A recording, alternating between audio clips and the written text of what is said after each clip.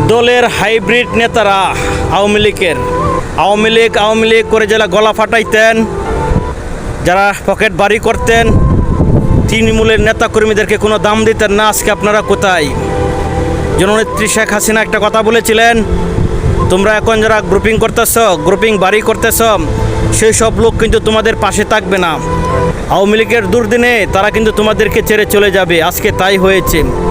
জননেত্রী শেখ হাসিনার হাতকে শক্তিশালী করার জন্য তৃণমূলের নেতাকর্মীদের কিন্তু অনেক দরকার ছিল। ত্যাগী নেতা যারা দল চলতে পারে না, যারা হাইব্রিড নেতা, যারা নেত্রীর পাশে থাকতেন, শুধু টাকা কামানোর জন্য পন্থা খুঁজতেন, তাদের জন্য আজকে আওয়ামী লীগের এই দুরবস্থা। তাদেরকে কোনোদিনও ক্ষমা করা যাবে না, কোনোদিন ক্ষমাও করব না। আওয়ামী লীগকে ভালোবাসি, তাই আওয়ামী লীগ করে যাব। তৃণমূলের নেতাকর্মীদেরকে এখন আপনারা মূল্যায়ন করেন। যারা হাইব্রিড নেতা তারা কিন্তু দেশ ছেড়ে পালিয়ে গেছে।